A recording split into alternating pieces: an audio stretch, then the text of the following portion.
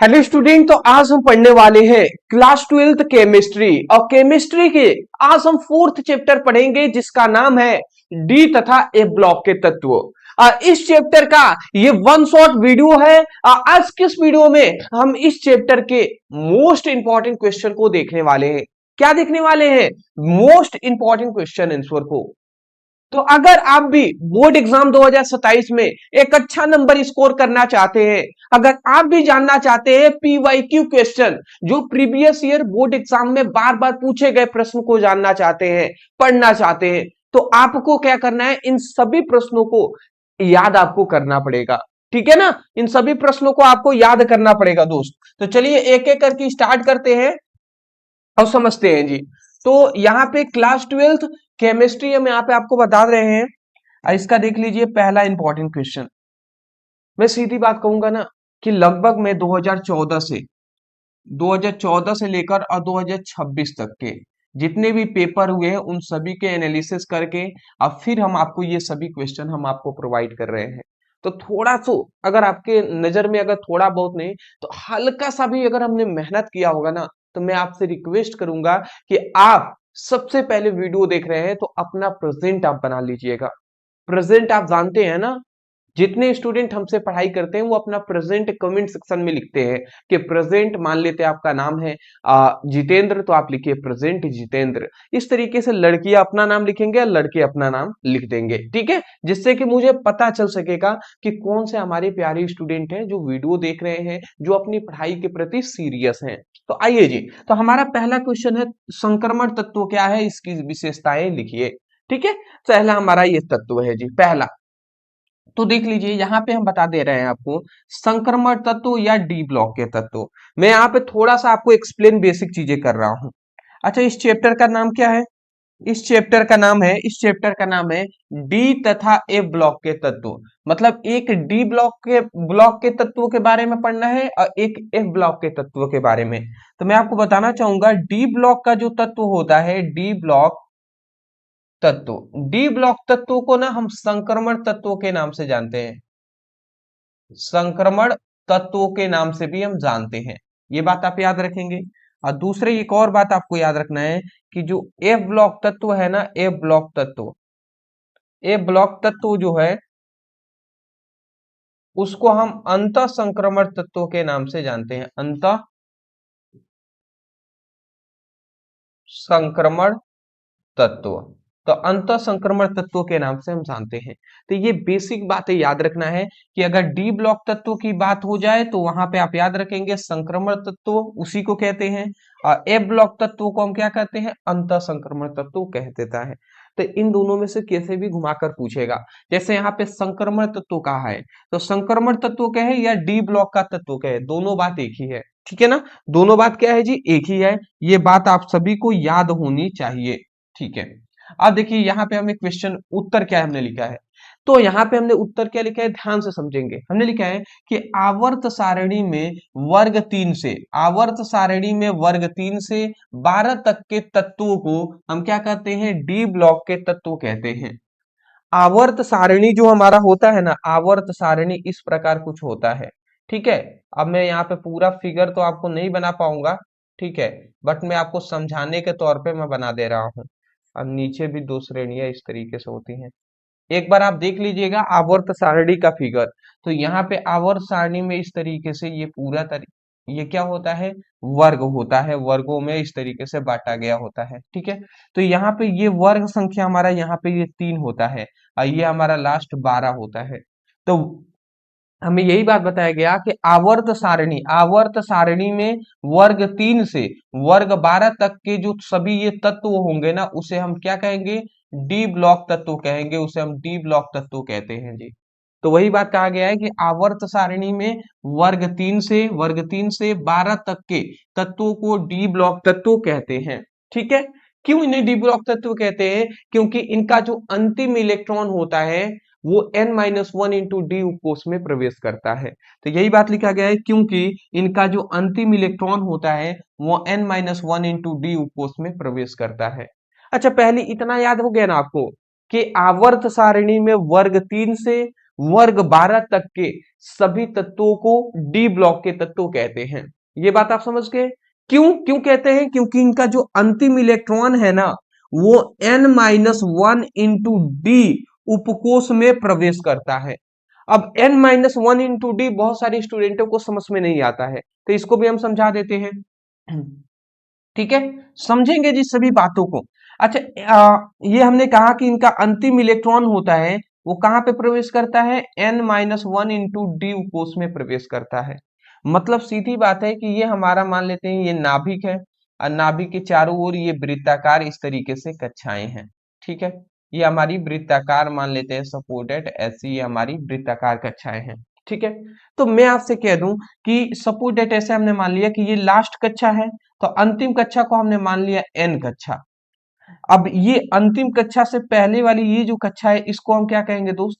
तो इसको हम कहेंगे n-1 कक्षा, कहेंगे कि नहीं जी?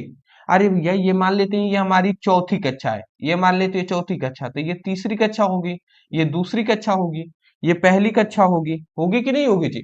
तो ये चौथी है तो ये तीसरी कैसे हुई? तो हमने चार में से एक को घटाया होगा। देखिए ये कैसे आया? तो ये चार में से एक को घटाए हैं तभी जाकर तो तीन आएगा ना। ठीक है, समझ रहे हैं? और अगर मान लेते इस कक्षा को बारे में पता करना है तो चार में से हम दो को घटाएंगे, यही ना करेंगे जी। तो ऐसे ही हमने हमने संकेत रूप में यहाँ पे ये लिख दिया कि मान लेते सपोज डेट ये n है अंतिम कक्षा, तो इससे पहली वाला कक्षा क्या होगी जी? n-1 होगा, एक घटाएंगे तभी जाकर तो इसमें पहुंचेंगे। और ये वाली कक्षा क्या होगा जी? तो n-2 हो जाएगा, इसका नाम है। तो यही हमसे कहा रहा है ना कि संक्रमण तत्व इसीलिए इसको डी ब्लॉक के तत्व कहते हैं, वर्ग 3 से वर्ग 12 तक के तत्वों को, क्योंकि इनका जो अंतिम इलेक्ट्रॉन है वो n-1 मतलब इस कक्षा की बात हो रही, n-1 इंटू डी उपकोष में प्रवेश करता है। मतलब अंतिम कक्षा से पहली वाली कक्षा के डी उपकोष में इलेक्ट्रॉन प्रवेश करता है। फिर भी अगर स्टूडेंटों को समझ में नहीं आए तो मैं स्पष्ट कह दे रहा हूं कि ये सभी चीजें बेसिक है, बहुत जल्दी स्टूडेंटों को समझ में नहीं आता। तो अगर कुछ ना आए तो आप इतना याद रख लीजिएगा केवल कि अंतिम इलेक्ट्रॉन n-1 इंटू डी उपकोष में प्रवेश करता है। यही बात हमने लिखा है कि इनका अंतिम इलेक्ट्रॉन n-1 इंटू डी उपकोष में प्रवेश करता है। इतना छोटा है, बहुत आसानी से आप बोल सकते हैं। ठीक है, अगली बात यहाँ पे याद रखेंगे कि इन्हें जो हमारा डी ब्लॉक का तत्व है इन्हें हम संक्रमण तत्व भी कहते हैं। क्यों संक्रमण तत्व कहते हैं? क्योंकि यह आवर्त सारणी में s व p ब्लॉक तत्वों के बीच में होते हैं, इसलिए इन्हें संक्रमण तत्व कहते हैं। कि जो ये हमारा आवर्त सारणी अभी हमने ऐसे बनाया था, आवर्त सारणी, ठीक है, आवर्त सारणी इस प्रकार अभी हमने बनाया था ना, इस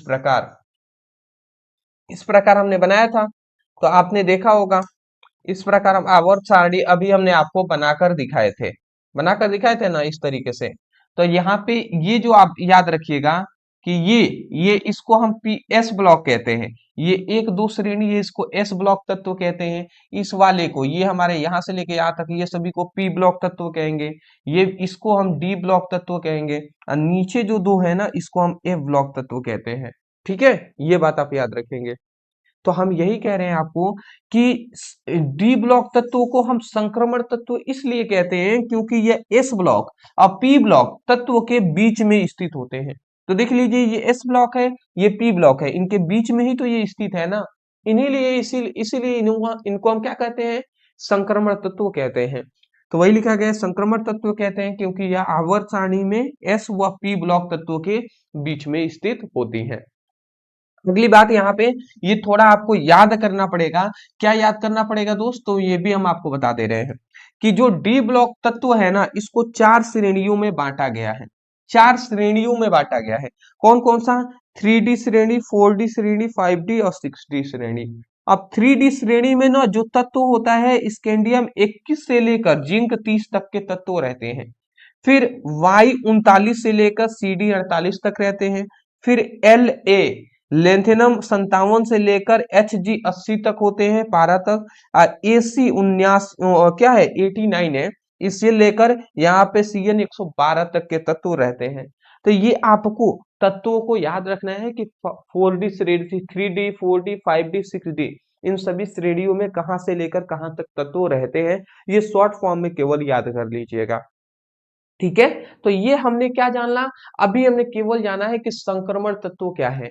संक्रमण तत्व क्या है जी, कि वे तत्व जिनका अंतिम इलेक्ट्रॉन मतलब वे तत्व जो आवर्त सारणी, ये हम ये कैसे कह सकते हैं कि आवर्त सारणी में वर्ग 3 से वर्ग 12 तक के तत्वों को हम डी ब्लॉक तत्व कहते हैं, क्योंकि इनका अंतिम इलेक्ट्रॉन n-1 इंटू डी कोष में प्रवेश करता है, और इन्हें ही हम संक्रमण तत्व भी कहते हैं।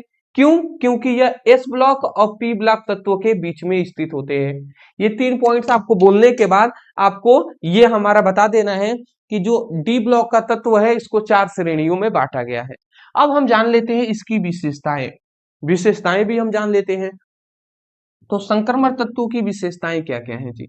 तो सबसे पहली बात संक्रमण तत्वों की विशेषताएं हैं कि इनका अंतिम electron n-1 into D, D में भी याद रखेंगे 1 से 10 इलेक्ट्रॉन तक भरेंगे, और फिर ns1 से लेकर 1 से लेकर 2 तक इलेक्ट्रॉन होते हैं।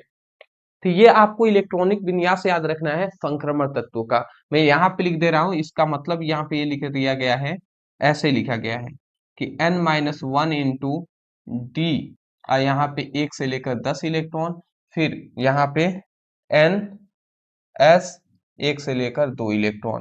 तो ये हमारा क्या रखा गया है, तो ये हमारा अंतिम इलेक्ट्रॉन रखा गया है। इतनी बात समझ के चलिए, दूसरी बात लिखा गया है संक्रमण धातुएं अति कठोर व कम वाष्पशील होते हैं। ठीक है ना, संक्रमण जो धातु होते हैं ना अति कठोर होते हैं, मतलब बहुत ज्यादा कठोर, और कम वाष्पशील होते हैं, मतलब आसानी से वाष्प में परिवर्तित नहीं होते हैं। ठीक है ना, ये बातें हैं। अगली बात कहा गया कि इनका गलनांक और क्वथनांक उच्च होता है, मतलब आसानी से गलेंगे भी नहीं और आसानी से वाष्प में परिवर्तित भी नहीं होते हैं। ठीक है, संक्रमण तत्व जितने भी हैं। अगला कह रहा है इनका कर्णन एंथैल्पी, इनका कर्णन एंथैल्पी क्या होता है, उच्च होता है। अंतिम याद रखेंगे इनका आयनन ऊर्जा एस ब्लॉक और पी ब्लॉक तत्वों के मध्य में होता है, मतलब इनका आयनन जो ऊर्जा होगा वो एस ब्लॉक तत्व और पी ब्लॉक तत्वों के बीच में इन सब इनका होता है जी, किनका, संक्रमण तत्वों का, जिसे हम डी ब्लॉक तत्व भी कहते हैं। तो मैं आशा करता हूं कि आप इन सभी को याद कर लेंगे बहुत ही आसानी तरीके से। ठीक है ना, तो चलिए इसका स्क्रीनशॉट आप ले लीजिएगा, पहले इसका ले लीजिए, इसको हमने नहीं कहा था, ले लिए, चलिए इसका भी ले लीजिए। हम्म, तो पहला हमने क्वेश्चन अभी आपको कंप्लीट कराया है, और इस पर थोड़ा हमने विशेषकर आपको ध्यान देने का प्रयास किया है, जिससे कि आपको याद हो सके, क्योंकि ये बेस है जी इस चैप्टर का। अगर यही समझने में दिक्कत आ जाएगी तो बहुत परेशानी हो सकती है। अगला हमारा दूसरा क्वेश्चन आता है कि संक्रमण तत्वों की परमाणु त्रिज्या में परिवर्तन लिखिए। अब संक्रमण तत्वों की परमाणु त्रिज्या, परमाणु जो त्रिज्या होती है उसमें परिवर्तन कैसे होता है, ये हमें पूछा गया है। तो मैं आपको बताना चाहूंगा, जो हमारा संक्रमण तत्व होता है, तो संक्रमण तत्व, तो संक्रमण तत्व में ये हमारा डी ब्लॉक तत्व का केवल हम बना रहे हैं। ठीक है, ये डी ब्लॉक तत्व का केवल हम सारणी यहाँ पे बना रहे हैं। ये सपोजिट मान लेते हैं डी ब्लॉक तत्वों का हमारे पास सारणी है। ठीक है, ऐसा हमने मान लिया। तो यहाँ पे ये बात बताया गया कि ये हमारा बायां होगा जी, ये हमारा कौन सा साइड होगा, तो ये हमारा बायां साइड होगा, और ये हमारा दायां साइड होगा। तो हमें ये बात बताया गया है ना, और इसमें जो तत्व भरे जाते हैं इसमें, वो परमाणु के बढ़ते हुए क्रम में रखे जाते हैं। क्या, परमाणु के बढ़ते हुए क्रम में, मतलब अगर यहाँ पे 1 होगा तो यहाँ पे 2, यहाँ पे 3 वाले, यहाँ पे 4, यहाँ पे 5, इस तरीके से परमाणु के बढ़ते हुए क्रम में रखा जाता है। तो मैं आपको बताना ये चाहता हूं कि आवर्त सारणी के जो डी ब्लॉक तत्व है उसमें उसमें आप बाएं से अगर दाएं की ओर जाएंगे तो क्या होगा, बाएं से अगर दाएं की ओर जाएंगे ना, तो सबसे पहला होगा कि परमाणु क्रमांक होगा, या परमाणु क्रमांक को ही हम परमाणु संख्या कहते हैं। तो परमाणु संख्या का मान क्या होगा, बढ़ेगा। परमाणु संख्या का मान के बढ़ने का मतलब है, परमाणु क्रमांक का मतलब है ना, किसी तत्व का परमाणु क्रमांक 7 है, तो इसका मतलब उसमें इलेक्ट्रॉनों की भी संख्या 7 है और प्रोटॉनों की भी संख्या 7 ही है। तो इसका मतलब क्या है कि परमाणु क्रमांक अगर बाएं से दाएं जाने पर परमाणु क्रमांक किसी भी तत्व का बढ़ रहा है, इसका मतलब है कि प्रोटॉनों की संख्या और इलेक्ट्रॉनों की संख्या भी बढ़ता है। तो यही बात लिखेंगे कि इलेक्ट्रॉन व प्रोटॉन, इलेक्ट्रॉन और प्रोटॉन की जो संख्या है, इलेक्ट्रॉन और प्रोटॉन की जो संख्या है, ये भी क्या होता है, बढ़ता है। और जब इलेक्ट्रॉन और प्रोटॉनों की संख्या बढ़ेगा ना, तो इसका मतलब ये है कि प्रभावी नाभिकीय आवेश, ये आप याद रखेंगे, प्रभावी प्रभावी नाभिकीय आवेश, प्रभावी नाभिकीय आवेश का मान भी बढ़ता है।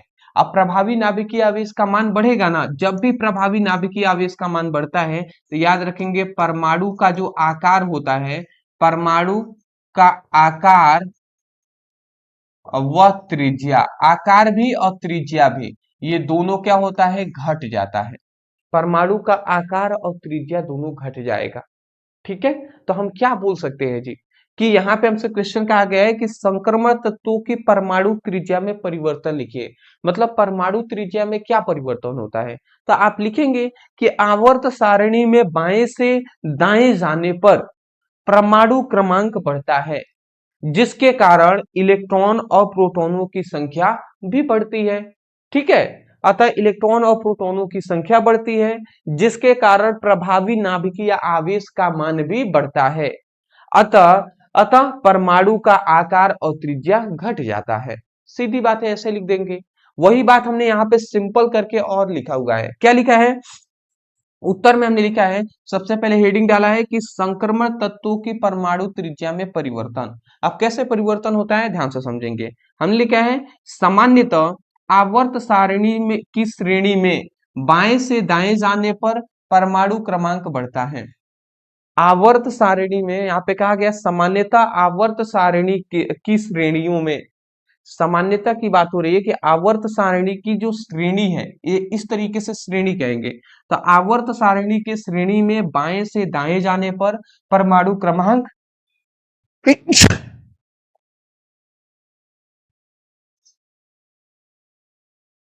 सीधी बात है, बाएं से दाएं जाने पर क्या होता है, बाएं से दाएं जाने पर परमाणु क्रमांक बढ़ता है। तो यही बात हमें लिख दिया गया है, सॉरी। तो यही लिखा गया है कि आवर्त सारणी में, कि आवर्त सारणी की श्रेणी में बाएं से दाएं जाने पर परमाणु क्रमांक क्या होता है, बढ़ता है, परमाणु क्रमांक बढ़ता है।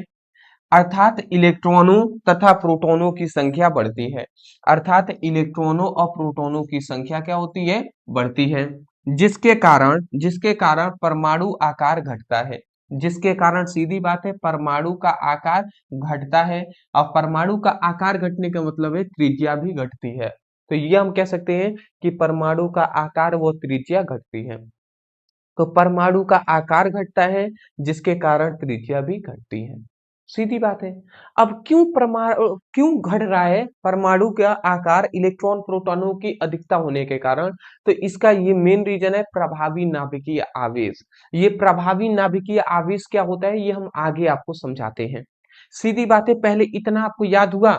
देखिए ये परिभाषा मैं यहाँ से नहीं बोल रहा हूँ, मैं यहीं से बोल रहा हूँ, ध्यान से समझेंगे। हम ये कह रहे हैं कि आवर्त सारणी की श्रेणियों में बाएं से दाएं जाने पर परमाणु क्रमांक बढ़ता है, अतः इलेक्ट्रॉन और प्रोटॉनों की संख्या बढ़ती है, जिसके कारण परमाणु का आकार घटता है और त्रिज्या भी घटती है। यही तो लिखा गया है यहाँ पे, बोल देंगे आप आसानी से। चलिए जी, इतनी बात बोल देंगे। अब मैं इसको इरेज कर रहा हूं, और इस बात को याद रखेंगे, प्रभावी नाभिकीय आवेश। अब ये क्यों बढ़ रहा है, बाएं से दाएं जाने पर, ठीक है, इलेक्ट्रॉनों और प्रोटॉनों की संख्या बढ़ रही है, तो ये प्रभावी नाभिकीय आवेश का मान क्यों बढ़ रहा है, ये हम आगे आपको समझाएंगे जी। अब बहुत अच्छे से हम आपको समझाएंगे, ठीक है ना।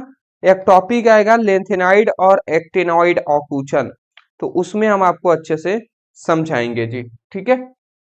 अगला हमारा क्वेश्चन आ रहा है, अगला हमारा क्वेश्चन क्या है कि थर्ड नंबर क्वेश्चन है कि विलयन में कॉपर Cu+, विलयन में Cu+ आयन रंगहीन और Cu2+ आयन रंगीन होते हैं, क्यों। यहाँ पे दो चीजें कहा गया, विलयन में Cu+ आयन रंगहीन Cu प्लस आयन होते हैं वो रंगहीन होते हैं, जबकि Cu2 प्लस आयन रंगीन होते हैं। आखिर ऐसा क्यों? तो यहाँ पे उत्तर में हमने क्या लिखा हुआ है, हमने लिखा हुआ है कि Cu मतलब कॉपर जो है, जो Cu प्लस है, वो एक रंगहीन आयन है, क्योंकि इनका क्योंकि इनमें सभी युग्मित इलेक्ट्रॉन होते हैं। क्योंकि इनका जो अंतिम कक्षा का जो अच्छा होता है, उसमें सभी युग्मित इलेक्ट्रॉन होते हैं जी, मतलब इलेक्ट्रॉन का जोड़ा होता है। सीधी बात कहे ना, Cu2 प्लस आयन है, ये इनकी जो अंतिम कक्षा है ये पूर्ण रूप से भरे हुए होते हैं, सभी युग्मित इलेक्ट्रॉन होते हैं, इलेक्ट्रॉनों का जोड़ा होता है। जबकि Cu2 प्लस जो आयन है ना, Cu2 प्लस आयन क्या होते हैं, आयन जो होते हैं वो रंगीन आयन होते हैं। क्यों होते हैं? क्योंकि इनमें एक अयुग्मित इलेक्ट्रॉन होता है। क्यों? क्योंकि इनमें एक अयुग्मित इलेक्ट्रॉन पाया जाता है। अब कैसे जी, तो मैं आपको समझा दे रहा हूं। सीधी बात है, मैं आपको समझा देता हूं। जैसे Cu प्लस आयन है, ठीक है ना, तो मैं यहीं पे समझा दे रहा हूं, चलिए।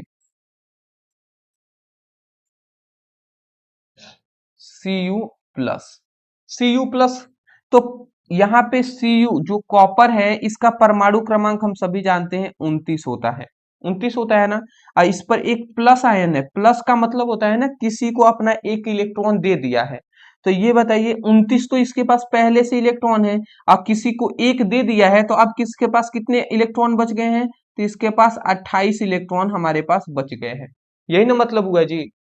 Cu मतलब कॉपर का 29 होता है, तो एक प्लस है, इसका मतलब एक इलेक्ट्रॉन दे दिया है, तो 28 इलेक्ट्रॉन है। अब इसका इलेक्ट्रॉनिक विन्यास अगर करें तो क्या होगा जी? 1s2, 2s2, 2p6, 3s2, 3p6,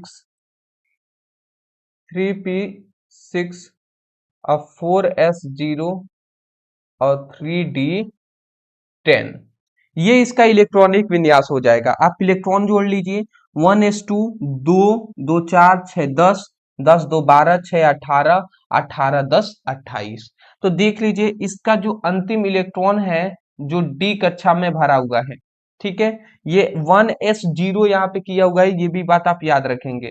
क्योंकि दूसरी कक्षा, चौथी कक्षा का जो चौथी कक्षा का जो एस उपकोष है, इसमें 0 इलेक्ट्रॉन भरे हुए हैं, ये बात आप याद रखेंगे। और तीसरी कक्षा का जो डी कक्षक है, उसमें 10 इलेक्ट्रॉन भरे हुए हैं, 10 इलेक्ट्रॉन इसमें भरे हुए हैं ना। तो देख लीजिए, अगर ये 3d है, 3d में 10 इलेक्ट्रॉन भरे हुए हैं, डी कक्षा में कितने कक्षक होते हैं जी, कितने ऑर्बिटल होते हैं? तो हम सभी जानते हैं इसमें 5 ऑर्बिटल होते हैं डी कक्षा में, और 10 इलेक्ट्रॉन है, तो फर्स्ट सेकेंड थर्ड फोर्थ और फिफ्थ, ये 5 इलेक्ट्रॉन, छठा सातवां आठवां नौवां 10वां। तो इसमें सभी देख रहे हैं इलेक्ट्रॉन का जोड़ा सभी कक्षा में है ना। तो इसकी का मतलब है कि इसमें क्या होते हैं, इसमें युग्मित युग्मित इलेक्ट्रॉन होते हैं। क्या होते हैं जी? युग्मित इलेक्ट्रॉन होते हैं। और युग्मित इलेक्ट्रॉन होने के कारण ही ये कैसा दिखाई देते हैं, ये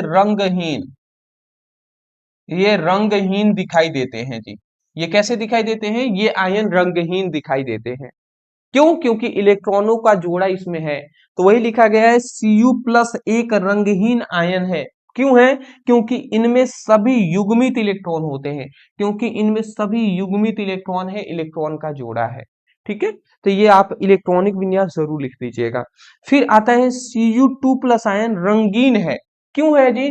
क्योंकि इसमें एक अयुग्मित इलेक्ट्रॉन होता है। कैसे होता है मैं समझा दे रहा हूं, देख लीजिए।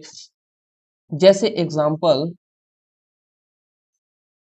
जैसे Cu2 प्लस है जी, Cu2 प्लस का मतलब क्या कि इसमें से 2 इलेक्ट्रॉन किसी को दिया है।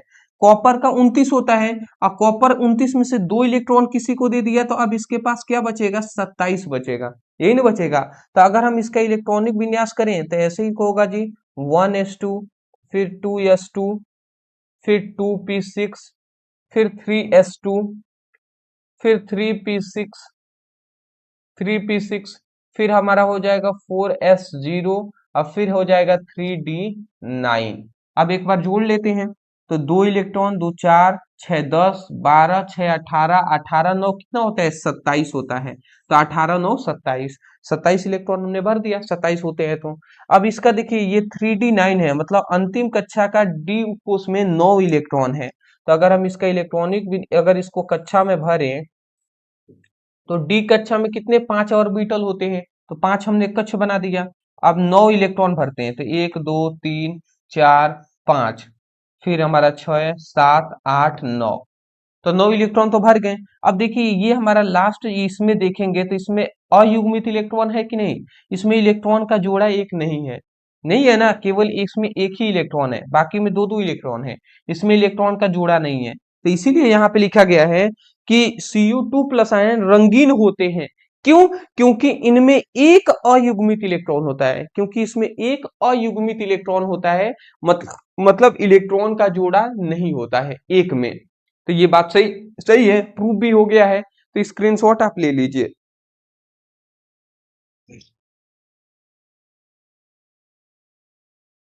ठीक है, एक एक करके आप समझ रहे हैं ना, अच्छी बात है, ऐसे ही समझा जाता है दोस्त, एक एक करके आप समझेंगे, सब हम समझाएंगे। ठीक है, अगली बात हमारा आता है, अगला हमारा क्वेश्चन आता है ना, संक्रमण तत्व धात्विक लक्षण क्यों प्रदर्शित करते हैं। देखिए धात्विक लक्षण इसलिए प्रदर्शित करते हैं, मैं सिंपल वे में बता दे रहा हूं। संक्रमण जो तत्व होते हैं, संक्रमण जो तत्व होते हैं ना, इसका जो अंतिम कक्षा का डी, अंतिम कक्षा का मतलब सीधी बात कहें तो संक्रमण तत्वों के अंतिम जो डी कक्षा होता है, ठीक है, संक्रमण तत्वों के अंतिम डी कक्षक होता है ना, डी कक्षक, वो क्या होता है, वो अपूर्ण होता है। अपूर्ण मतलब कि इसमें खाली इलेक्ट्रॉन होते हैं, इलेक्ट्रॉन पूरी तरीके से भरे हुए नहीं होते हैं। ठीक है, इलेक्ट्रॉन मतलब इसमें जो डी कक्षक है उसमें अपूर्ण इलेक्ट्रॉन होते हैं। अपूर्ण मतलब अपूर्ण को ही हम कह सकते हैं कि अयुग्मित इलेक्ट्रॉन, अयुग्मित इलेक्ट्रॉन होते हैं। अयुग्मित इलेक्ट्रॉन होने के कारण ही जो ये संक्रमण तत्व है ये धात्विक लक्षण प्रदर्शित करते हैं, धात्विक लक्षण, धात्विक लक्षण दिखाते हैं जी। तो हमने क्या बताया कि संक्रमण तत्वों के अंतिम डी कक्षा में अपूर्ण इलेक्ट्रॉन होते हैं, या हम ये कह सकते हैं कि डी कक्षा में अयुग्मित इलेक्ट्रॉन होते हैं। इसीलिए संक्रमण तत्व धात्विक लक्षण दर्शाता है या प्रदर्शित करता है। वही बात थोड़ा किताबी लैंग्वेज में हमने लिखा है, क्या लिखा है जी, कि संक्रमण तत्व धात्विक लक्षण प्रदर्शित करते हैं, मतलब जो संक्रमण तत्व होते हैं वो धातु के गुण जैसा दिखाते हैं जी। अब क्यों धात्विक लक्षण प्रदर्शित करते हैं, क्योंकि इनमें डी कक्षक आंशिक रूप से भरे होते हैं, जिससे मजबूत धात्विक बंध बनता है। ठीक है, आंशिक रूप से, पूरी तरीके से नहीं, आंशिक रूप से भरे हुए होते हैं, ये बात हमसे कहा गया है। तो संक्रमण तत्वों के जो डी कक्षक है वो आंशिक रूप से भरे हुए होते हैं। आंशिक रूप से भरने का मतलब सीधी बात कि ये पूरी तरीके से भरे हुए नहीं होते हैं। ठीक है, जिससे जिससे क्या होता है, मजबूत बंध बनता है, मजबूत धात्विक बंध बनता है। और ये और ये उनका और विद्युत का अच्छे चालक होते हैं, मतलब ये धातु जो संक्रमण तत्व है वो धातु के और विद्युत के अच्छा चालक होते हैं जी, सीधी बात कहे तो ये बात आप याद रखेंगे। जो हमने यहाँ पे अगर नहीं समझ में आ रहा है तो मैं आपसे जो कह रहा हूं ये भी आप लिख लीजिएगा। क्या लिखेंगे जी, कि संक्रमण तत्व धात्विक लक्षण प्रदर्शित करते हैं। क्या लिखेंगे, संक्रमण तत्व धात्विक लक्षण प्रदर्शित करते हैं क्योंकि इनके अंतिम डी कक्षक में अयुग्मित इलेक्ट्रॉन होते हैं। ठीक है, ये बात आप लिख देंगे। क्या लिखेंगे, संक्रमण तत्व धात्विक लक्षण प्रदर्शित करते हैं क्योंकि इनके डी कक्षक में इनके क्योंकि इनके डी कक्षक में अयुग्मित इलेक्ट्रॉन होते हैं। इतना आप लिख देंगे, मिल जाएगा फुल नंबर। सुन तो रहे हैं ना आप सभी, सुन रहे होंगे तो अच्छी बात है, लिख लीजिएगा। पीछे जो अभी हमने बताया, क्या बताया जी, कि संक्रमण तत्व धात्विक लक्षण प्रदर्शित करते हैं क्योंकि इनके अंतिम डी कक्षा में अयुग्मित इलेक्ट्रॉन होते हैं। ऐसे लिख देंगे, फुल नंबर मिल जाएंगे। चलिए जी, अच्छी बात है। अगला हमारा आता है कि लेंथेनाइड, अगला हमारा आता है लेंथेनाइड तत्वों के दो उदाहरण दीजिए और इसके दो मुख्य उपयोग लिखिए। संक्रमण तत्वों के दो हमें उदाहरण देना है और दो उपयोग लिखना है। तो सीधी बात है, दो उदाहरण दे देते हैं। तो पहला है सीरियम, फिर है यूरोपियम, फिर है टर्बियम। तो ये हमारा तीन हमने एग्जाम्पल दे दिया, किसका? संक्रमण तत्वों का। तो ये दे दिया। अब आता है इसके दो उपयोग बता देते हैं। तो एक सीरियम का बता दे रहे हैं, ठीक है। तो सीरियम में याद रखेंगे आपको कि यह ताप तथा परावैंगनी प्रकाश दोनों को अवशोषण करता है। जो सीरियम है ना, ये ताप को भी और परावैंगनी जो प्रकाश है, जो हमारे लिए हानिकारक है, जो सूर्य से निकलने वाली किरणें हैं वहां से मिलती हैं, तो उन सभी को अवशोषित कर लेता है, सोख लेता है, ठीक है। और दूसरी बात कि इनका उपयोग याद रखेंगे कि इनका उपयोग जो सीरियम है, इनका उपयोग चश्मा बनाने में किया जाता है, ठीक है। दूसरी बात आप याद रखेंगे कि गैस मेटल बनाने में और ग्लास पॉलिश करने में भी किया जाता है। सीधी बात हमने आपको बता दिया। सीरियम, ये जो हमारा सीरियम है ये लेंथेनॉइड तत्व है। तो इसका सबसे पहला कार्य है कि ये जो चश्मा बनाया जाता है, किसी का आंख कमजोर है तो चश्मा बनाते हैं, तो चश्मा जो होता है वो सीरियम का बनाया जाता है। इससे क्या होता है कि सूर्य से आने वाली जो तापमान है और जो परावैंगनी प्रकाश है उसको ये अवशोषित कर लेता है, एब्जॉर्ब कर लेता है, जिससे कि ज्यादा आंखों पर प्रभाव नहीं पड़ता है, ठीक है। तो वही कहा गया है कि यह ताप को और परावैंगनी प्रकाश दोनों को अवशोषण कर लेता है। दूसरी बात कि इसका उपयोग चश्मा बनाने में किया जाता है, ये बात बता दिया गया। दूसरा इसका उपयोग है सीरियम का ही कि गैस मेटल बनाने में भी इसका उपयोग होता है और ग्लास को पॉलिश करने में भी इसका उपयोग होता है। स्क्रीनशॉट, बात आप समझ रहे हैं ना? तो ये बातें हैं जी। अगला हमारा क्वेश्चन आ जाता है। अब ये हमारे लिए बहुत ज्यादा इंपॉर्टेंट है। लेंथेनॉइड क्या है, इसकी विशेषताएं लिखिए। तो सबसे पहले लेंथेनॉइड समझते हैं जी कि लेंथेनॉइड क्या होता है, ठीक है। लेंथेनॉइड समझते हैं। अब लेंथेनॉइड क्या है मैं आपको बता दे रहा हूं। अच्छा, मैं जब इस तरीके से हम सारणी आपको बना रहे थे, इस तरीके से अभी हमने सारणी इस तरीके से हमने बनाया हुआ था, इस तरीके से बनाए थे ना, और नीचे भी दो हमने इस तरीके से श्रेणियां हमने बांटी हुई थी। तो ये जो नीचे वाली श्रेणी है इसको ए ब्लॉक तत्व कहते हैं, और इसमें जो ऊपर वाला ये श्रेणी है इसको लेंथेनम कहते हैं, लेंथेनॉइड श्रेणी। और इसको कहते हैं नीचे वाले को एक्टेनॉइड श्रेणी। तो हमसे ये पूछा गया लेंथेनॉइड, लेंथेनॉइड को लेंथेनॉइड श्रेणी भी पूछ लिया कह सकता है। तो यही है जी हमारा लेंथेनॉइड श्रेणी। क्या है? ये वाला हमारा ऊपर वाला ये लेंथेनॉइड श्रेणी है, तो इसी की बात हो रही है। तो इसमें क्या होता है, तो इनका अंतिम इलेक्ट्रॉन जो होता है वो 4f उपकोष में प्रवेश करता है। लेंथेनॉइड श्रेणी के सभी तत्वों का जो अंतिम इलेक्ट्रॉन होता है वो 4f उपकोष में प्रवेश करते हैं, ठीक है। ये बात आप याद कर लीजिएगा। अगली बात याद आ रहा है कि LA57 मतलब लेंथनम 57 के बाद सीरियम 58 से ल्यूटीशियम 71 तक के 14 तत्वों को इस श्रेणी में रखा गया है। मतलब यहां से जो सीरियम 58, यहाँ पे जो तत्व होंगे वो सीरियम 58 से लेकर ल्यूटीशियम 71 तक के 14 तत्व, इसमें 14 तत्व भरे हुए होंगे, ठीक है। अगली बात कह रहा है कि La के गुणों में सामान्यता होने के कारण इन्हें लेंथेनॉइड कहा गया।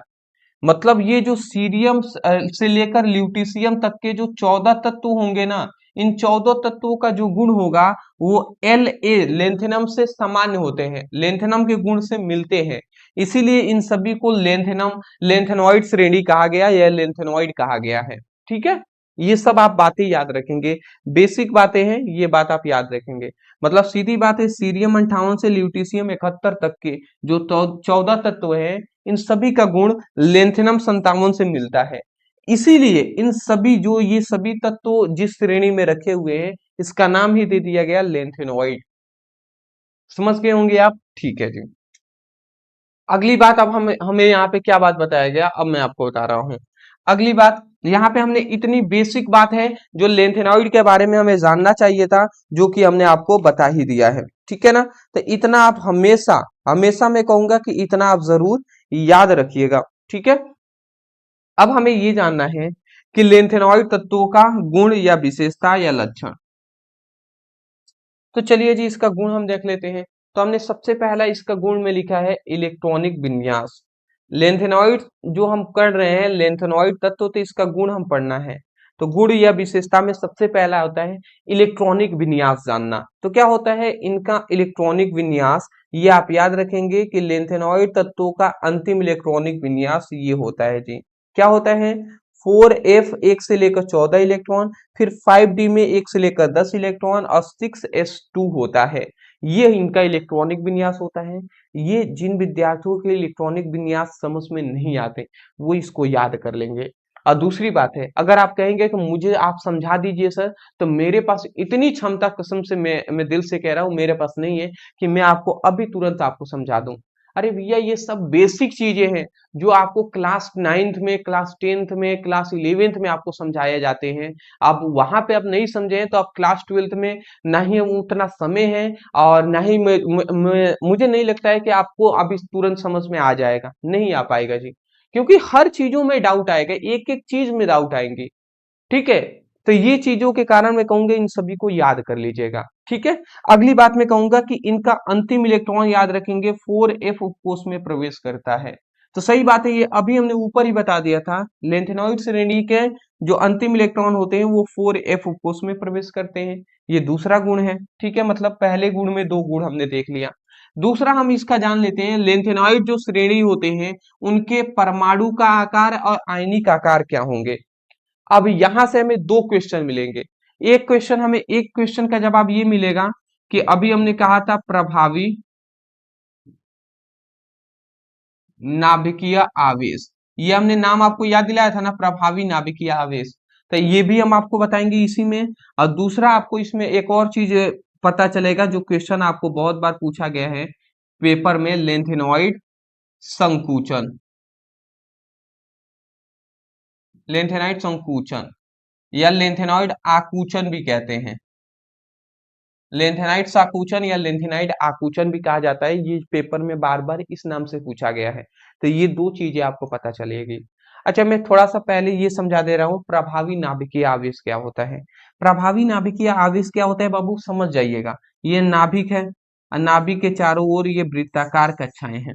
अब इसमें इलेक्ट्रॉन होंगे, तो इलेक्ट्रॉन और नाभिक, ठीक है, इलेक्ट्रॉन है, ये नाभिक है। तो जब इलेक्ट्रॉन तेजी से वृत्ताकार गति कर रहा है, तो जब जब इलेक्ट्रॉनों की संख्या बढ़ती है ना, इलेक्ट्रॉनों की संख्या बढ़ेगी, तो ये नाभिक जो है इलेक्ट्रॉनों को अपनी ओर खींचेगा। और अपनी ओर खींचने के लिए एक बल लगाता है ये नाभिक जो है, क्योंकि इस पर धनात्मक आवेश है और इलेक्ट्रॉन पर ऋणात्मक, तो ये प्लस वाला ना माइनस वालों को अपनी ओर खींचेगा। तो ये जिस बल से खींचता है ना, उस बल का ही नाम है प्रभावी नाभिकीय आवेश। जिस आवेश जिस आवेश से ये खींच रहा है उस आवेश का ही नाम है प्रभावी नाभिकीय आवेश। तो सीधी बात है, ये नाभिक इलेक्ट्रॉन को अपनी ओर जिस आवेश से आकर्षित करता है, जिस बल से खींचता है, उस बल का नाम है प्रभावी नाभिकीय आवेश। समझ गए? तो यहाँ पे सीधी बात है, इलेक्ट्रॉनों की संख्या बढ़ेगी तो क्या होगा, प्रभावी नाभिकीय आवेश का मान भी बढ़ेगा। और जब प्रभावी नाभिकीय आवेश का मान बढ़ेगा तो ये इलेक्ट्रॉन को अपनी ओर खींचेगा। तो अपनी ओर इलेक्ट्रॉन तो ऐसे नहीं आएगा, अपनी साथ ये कक्षाओं को भी तो लेकर आएगा। तो पहली इसकी कक्षा, ये नाभिक है, और पहली इसकी कक्षा दूर दूर पर थी, अब इसकी कक्षा पास पास पे हो जाएंगी। तो जब कक्षा पास पे होंगी तो पहले का देखिए यहाँ पे तीन ही इसमें भी क्या थे, तीन कक्षा थे, इसमें भी तीन ही कक्षा है। परंतु इसका आकार देखिए बड़ा है, इसका आकार अब छोटा है।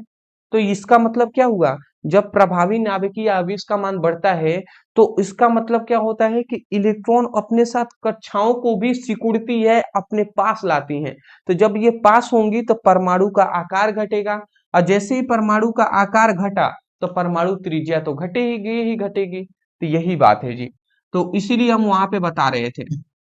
अच्छा, प्रभावी नाभिकीय आवेश समझ गए ना। अब मैं आपको बता दे रहा हूँ परमाणु क्रमांक की, परमाणु आकार या आयनिक आकार पर क्या प्रभाव पड़ता है।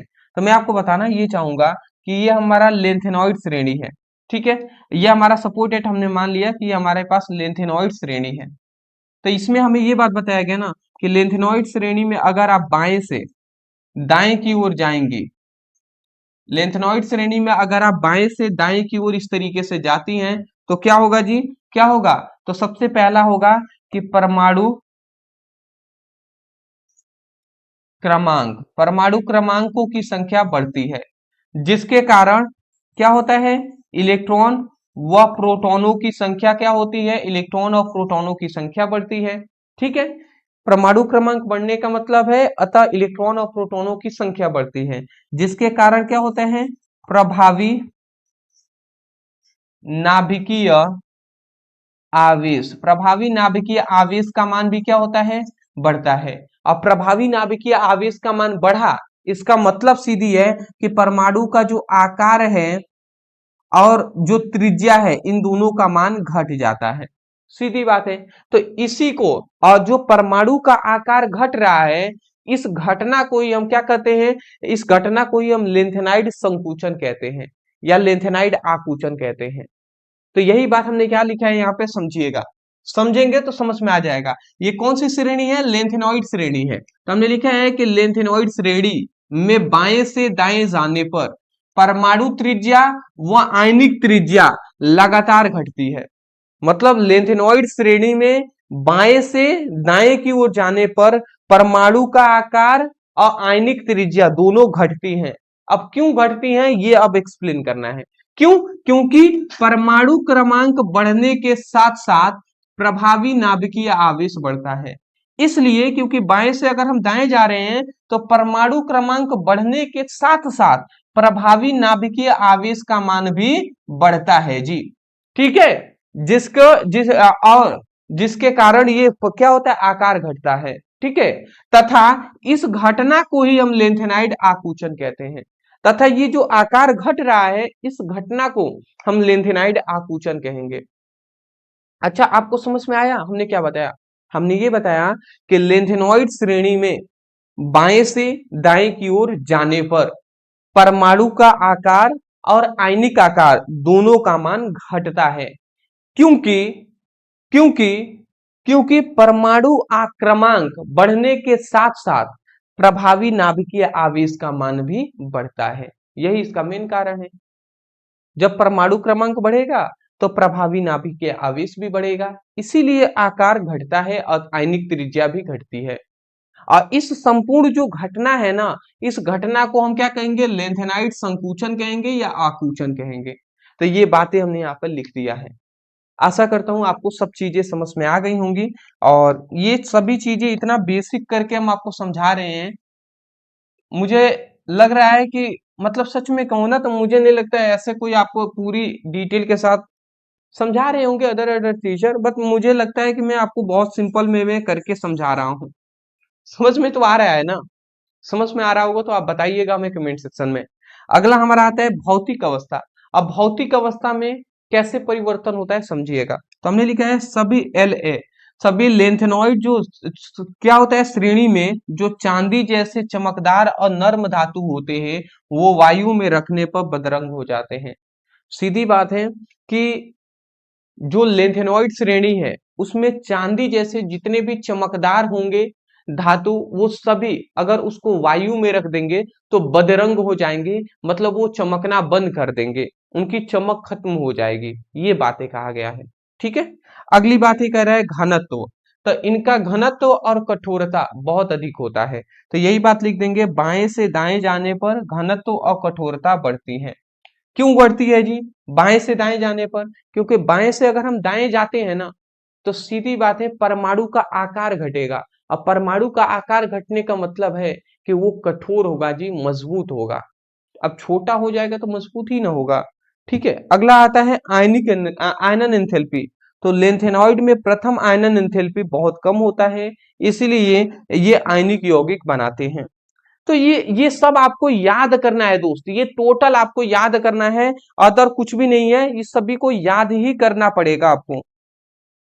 मेरा काम है आपको समझा देना, बट आपका काम है कि इसको हमने इसलिए हम आपको लिखते हैं जिससे कि आप आसानी से इसको नोट डाउन कर पाए। आप समझ रहे हैं प्लस नोट डाउन करें, अपना नोट्स भी बनाते हुए चलें, क्योंकि सभी स्टूडेंटों के पास तो पैसे नहीं है, कोई कोई गरीब स्टूडेंट भी होंगे जो टॉपर नोट्स नहीं ले पा रहे हैं। तो उन्हीं के लिए मैं अच्छे से वीडियो में सब एक्सप्लेन करके लिखता हूं, जिससे कि वो अपना देख कर नोट्स भी बना सकें। बात आप समझ गए होंगे। और जो टॉपर नोट्स लिए हैं उनकी तो तैयारी बेहतर चल रही होगी, और मैं ये भी कहूंगा कि उनको सब इंपॉर्टेंट क्वेश्चन पहले से ही पता होंगे। तो अच्छे से पढ़ाई कीजिएगा जितने भी हमारे स्टूडेंट टॉपर नोट्स ले लिए हैं। अगला आता है अंतः संक्रमण तत्व। अंतः संक्रमण तत्व क्या है, इनकी विशेषताएं लिखिए। तो अंतः संक्रमण तत्व क्या है, इसे हम एफ ब्लॉक का तत्व भी कहते हैं।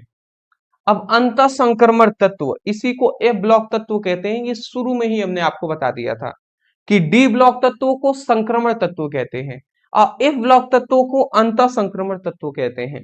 तो इसका हमने सीधी बात यहाँ पे लिख दिया है कि आवर्त सारणी में वे तत्व जिनका अंतिम इलेक्ट्रॉन n-2 इंटू एफ उपकोष में प्रवेश करता है, उसे हम अंतः संक्रमण तत्व कहते हैं। ठीक है, और इन्हें आवर्त सारणी के नीचे अलग से दर्शाया जाता है। आवर्त सारणी के हम उस समय से नीचे बना रहे थे, तो आवर्त सारणी के नीचे इनको दर्शाया जाता है। तो ये बात आप याद रखेंगे। सबसे पहली बात कि आवर्त सारणी में वे तत्व जिनका अंतिम इलेक्ट्रॉन n-2 इंटू एफ उपकोष में प्रवेश करता है। n-2 इंटू एफ का मतलब पता है ना, ये नाभिक है और नाभिक के चारों ओर ये वृत्ताकार कक्षाएं हैं। तो ये सपोर्टेड मान लेते हैं कि ये हमारा अंतिम कक्षा है, और ये अंतिम कक्षा से पहली वाला कक्षा को हम क्या कहेंगे, n-1 कहेंगे, और ये हमारा हो जाएगा n-2। तो n माइनस, हम यही कह रहे हैं कि वे आवर्त सारणी में वे तत्व, मतलब आवर्त सारणी में वे तत्व जिनका जो अंतिम इलेक्ट्रॉन होता है वो n-2, मतलब इस कक्षा की बात हो रही है, तो n-2 कक्षा, n-2 के f उपकोष में इलेक्ट्रॉन प्रवेश करेगा। ठीक है, ये बातें कहा गया है, n-2 इंटू एफ उपकोष में प्रवेश करता है। ठीक है, इन्हें हम अंतः संक्रमण तत्व इन्हें ही कहते हैं। ठीक है ना, अतः इन्हें अंतर संक्रमण तत्व कहते हैं। और एक बात और याद रखेंगे कि इन्हें आवर्त सारणी के नीचे अलग से दर्शाया गया है। वो हम हर बार बता रहे थे कि नीचे वाला श्रेणी होगा, तो वही है जी। अगला आप याद रखेंगे कि अंतः संक्रमण तत्व में दो श्रेणियों में बांटा गया है। कौन कौन सा, एक हमने ने कहा लेंथेनॉइड श्रेणी, जिसको लेंथेनॉइड श्रृंखला भी कह सकते हैं, और दूसरा है एक्टेनॉइड श्रेणी। लेंथेनॉइड जो श्रेणी है उसमें सीरियम 58 से ल्यूटीशियम 71 तक के 14 तत्व यहाँ पे रखे जाते हैं, और इसमें जो थोरियम 90 से लेकर Lr जो 103 तक के 14 तत्व ये हमारे एक्टिनॉइड श्रेणी में होते हैं। इन दोनों को मिलाकर हम क्या कहते हैं, संक्रमण तत्व कहते हैं, सॉरी अंतः संक्रमण तत्व कहते हैं या एफ ब्लॉक तत्व कहते हैं। तो ये आप याद रखेंगे, इन सभी को आपको क्या करना है, नोट डाउन करके इन सभी को लिखना पड़ेगा आप सभी को। ठीक है ना, लिख लीजिएगा अच्छे से। अगला बात हम इनके गुण पर भी जान लेते हैं, अंतः संक्रमण तत्वों के गुण। तो सबसे पहले इसका गुण ही है कि इनका अंतिम इलेक्ट्रॉन होता है वो n-2f में क्या होते हैं, भरते हैं, मतलब इनका अंतिम इलेक्ट्रॉनिक विन्यास जो होता है n-2f होता है, और ये सभी धातु होते हैं। ठीक है, तीसरी बात कह रहा है कि इनका आयन प्रायः रंगीन होते हैं, मतलब इनका जो जो भी आयन होगा ना, अगर किसी को इलेक्ट्रॉन दे देंगे या ले लेंगे तो आयन बन जाएंगे, तो आयन जब बन जाएंगे तो वो सभी रंगीन दिखाई देंगे। ठीक है, अगली बात आता है कि इनमें चुंबकीय गुण पाया जाता है। क्या पाया जाता है जी, इनमें चुंबकीय गुण भी पाया जाता है। ये आप सभी याद रखिएगा, स्क्रीनशॉट आप ले लीजिए। चलिए अगली बात हमारा आ जाता है, अगला हमारा क्वेश्चन आ जाता है, और ये हमारा लास्ट क्वेश्चन है इस चैप्टर का, ध्यान से समझिएगा। अगला हमारा क्वेश्चन कह रहा है संक्रमण धातुएं और उनके अधिकांश यौगिक अनुचुंबकीय होते हैं, क्यों? ठीक है, तो ये हम समझ लेते हैं। तो संक्रमण जो धातु होते हैं और उनके अधिकांश जो यौगिक होते हैं अनुचुंबकीय होते हैं। अब क्यों होते हैं ये हमें बताना है। तो ये हमने लिख दिया है कि संक्रमण धातुओं के परमाणु या आयन में क्या होता है, n-1 इंटू डी उपकोष में अयुग्मित इलेक्ट्रॉन पाया जाता है। ये बात हम पहले से ही जानते हैं कि जो संक्रमण धातु होंगे उनके डी कक्षा n-1 इंटू डी उपकोष में खाली होता है, मतलब अयुग्मित इलेक्ट्रॉन पाया जाता है। ये उस समय से ही हम पढ़ रहे थे शुरू से ही कि n-1 इंटू डी उपकोष खाली होता है, भरा हुआ नहीं होता है, अयुग्मित इलेक्ट्रॉन पाया जाता है। ठीक है, तो पाया जाता है, तो इन्हीं अयुग्मित इलेक्ट्रॉनों की उपस्थिति के कारण जो अयुग्मित इलेक्ट्रॉन होते हैं उनकी उपस्थिति के कारण क्या होता है, बाहरी विद्युत चुंबकीय ऊर्जा की थोड़ी सी मात्रा अवशोषित कर लेते हैं। विद्युत कौन सी मात्रा, विद्युत चुंबकीय ऊर्जा की थोड़ी सी मात्रा क्या कर लेते हैं, अवशोषित कर लेते हैं, और परिणाम स्वरूप शेष प्रकाश परावर्तित होने के कारण अधिकांश यौगिक रंगीन दिखाई देते हैं। सीधी बात कहे ना, तो यहाँ पे इतनी बात हमें बताया गया है यहाँ पे कि जो संक्रमण धातुओं के परमाणु या आयनों में n-1 इंटू डी उपकोष में अयुग्मित इलेक्ट्रॉन होते हैं, इसी के कारण ये जो होते हैं वो अधिकांश रंगीन दिखाई देते हैं। ठीक है, ये बात ओनली हमसे कहा गया है कि इसी के कारण ये रंगीन दिखाई देते हैं। ठीक है, और यहाँ पे हमें यही कहा गया कि अनुचुंबकीय गुण क्यों, मतलब इसमें से अधिकांश यौगिक जो है वो अनुचुंबकीय यौगिक क्यों हो दिखाई देते हैं जी।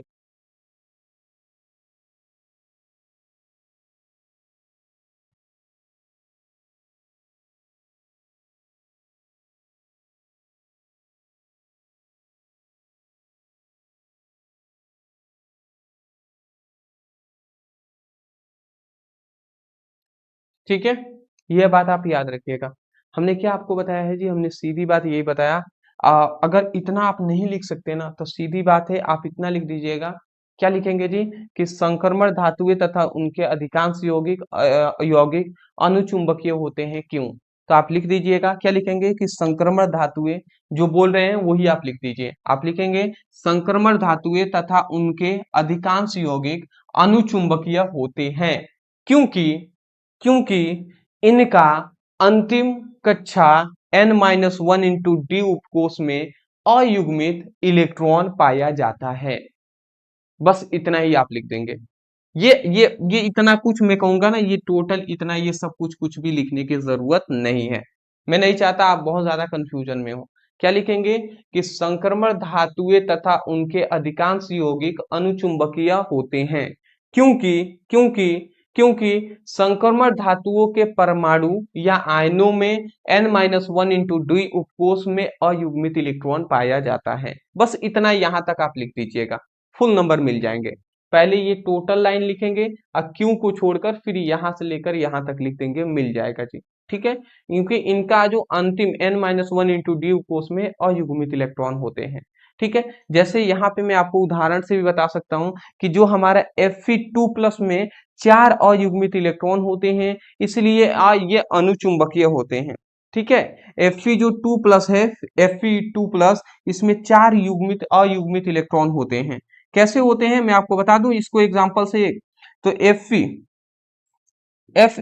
इसका 26 इलेक्ट्रॉन होता है ना, तो 26 में से 2 किसी को दे दिया है, तो इसका मतलब अब इसके पास 24 इलेक्ट्रॉन बचे होंगे। तो अगर हम इसको देख लेते हैं तो 1s2, 2s2, फिर 2p6, ठीक है, फिर हमारा हो जाएगा 3s2, फिर 3p6, ठीक है, फिर 4s0, सॉरी 2 4 6 10, 10 तो 12 6 18, और 4s2 और 3d कितना हो गया, 10 10 20 4।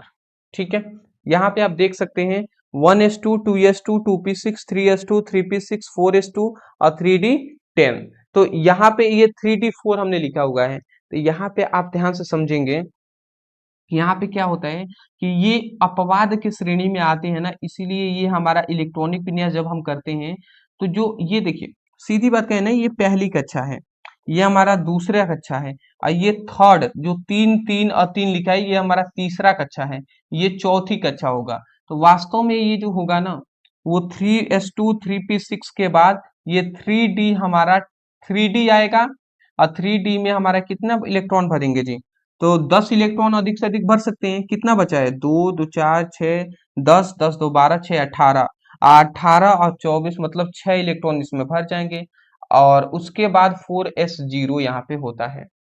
ये इसका हमने Fe2+ का केवल इलेक्ट्रॉनिक विन्यास किया है। अब बहुत सारे स्टूडेंट होंगे जिनको इलेक्ट्रॉनिक विन्यास करना नहीं आता होगा, तो जब नहीं आता है ना तो उनको समझने में दिक्कत तो होगी ही। तो अब नहीं आता है तो केवल आप इसको याद ही करना पड़ेगा, इसके अलावा कोई रास्ता नहीं है। तो हम क्या आपको समझाना चाहते हैं कि Fe2+ में 4 अयुग्मित इलेक्ट्रॉन होते हैं, ठीक है, इसलिए ये अनुचुंबकीय दर्शाते हैं। कैसे? तो Fe2+ में कितना है? Fe2+ में 4 अयुग्मित इलेक्ट्रॉन होते हैं। जैसे ये 3d10, इसी में 3d में अंतिम में इसी में ना 6 इलेक्ट्रॉन भरे हैं। तो अगर 3d6 को अगर हम इसको बनाते हैं तो डी कक्षा कितने होते हैं? डी कक्षा में 5 ऑर्बिटल होते हैं, 1 2 3 4 5, और 6 इलेक्ट्रॉन है। तो फर्स्ट, सेकेंड, थर्ड, फोर्थ, 5, ये हमारे 5 इलेक्ट्रॉन, ये छठा इलेक्ट्रॉन, ये भर गए। तो देख सकते हैं इसमें 4 अयुग्मित इलेक्ट्रॉन है कि नहीं है? एक ये, एक ये, इसमें इलेक्ट्रॉन अकेले हैं, तो इसमें 4 अयुग्मित इलेक्ट्रॉन है। तो 4 अयुग्मित इलेक्ट्रॉन होने के कारण ही ये जो Fe2+ आयन है ये क्या होते हैं? अनुचुंबकीय होते हैं। तो इसीलिए लिखा गया है Fe2+ में 4 अयुग्मित इलेक्ट्रॉन होते हैं, इसीलिए यह अनुचुंबकीय होते हैं। ठीक है, आशा करता हूं समझ गए होंगे। ठीक है, चलिए जी। यहाँ पे Mn2+ आयन में 5 अयुग्मित इलेक्ट्रॉन होते हैं, इसीलिए क्या होते हैं जी? यह अधिकांश अनुचुंबकीय होते हैं। तो इसको भी आप आराम से एग्जाम्पल से कर सकते हैं, कोई दिक्कत वाली बात नहीं है। केवल ये एग्जाम्पल ये ऐसे ही आप लिख देंगे। चलिए, तो ये हमारा क्या हुआ है? आज हमने जाना है इंपॉर्टेंट क्वेश्चन आंसर। मैं आपको दो चीजें बता दे रहा हूं पहले ही। सबसे पहली बात मैं आपको बताना चाहूंगा ये कि हमें हमसे जितना छोटा हो सकता है, जितना आसान हो सकता है, उसको हम बताने का प्रयास आपको करते हुए हैं। ठीक है, जैसे कि अभी हमने देखा कि ये थोड़ा बड़ा लग रहा है, हार्ड भी लगेगा स्टूडेंट को, तो इसलिए हमने इसको शॉर्ट में बता दिया कि यहां से लेकर इतना लिख दीजिएगा, नंबर आपको मिल जाएंगे। अब मैं जानता हूं जी नंबर मिलते हैं, तो इसलिए मैं कह रहा हूं, अब गलत है ही नहीं तो मिलेंगे ही मिलेंगे, 100% मिलेंगे जी। तो इसलिए मैं कह रहा हूं अच्छे से पढ़ाई कीजिएगा। दो आवश्यक बातें पहले सुन लीजिए। सबसे पहली बात, वन शॉट वीडियो अभी तक आपने इससे पहले के 3 चैप्टरों का नहीं देखे हैं और फिजिक्स की वन शॉट वीडियो नहीं देखे हैं, तो डिस्क्रिप्शन बॉक्स में लिंक है, आप वहां से अपनी स्टडी कीजिए वन शॉट से, अगर सच में आप टॉपर बनना चाहते हैं तो। दूसरी बात, चैनल पे नहीं है तो सब्सक्राइब जरूर कर लीजिएगा, जिससे कि आपको नोटिफिकेशन मिल सके और कोई भी वीडियो मिस ना कर सके।